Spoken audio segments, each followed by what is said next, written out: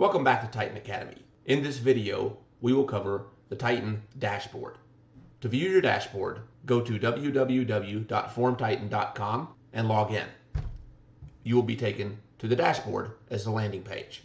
Your dashboard will show information about your account and all of your current projects. The account information includes your monthly Titan usage with API calls and document generation.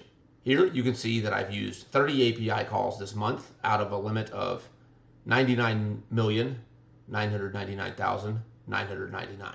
For document generation, I have generated 12 documents out of a limit of 1,000. Under capacity, you can see your storage usage, mine 0.03 gigabytes out of a limit of 99. Total projects, here I have 206 out of a limit of 9,999. Under users, you can see your used and total available editors and collaborators licenses. In this case, in this account, I am using 5 editor licenses out of 10, and I have assigned 3 collaborator licenses out of 10.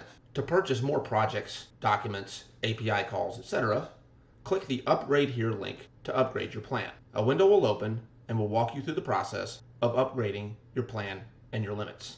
Documents and projects that you have deleted still count against your limits until they are deleted from the Recovery Center. Let's look at an example. Let's delete this project called Testing Submissions. The Recovery Center is located on the Settings tab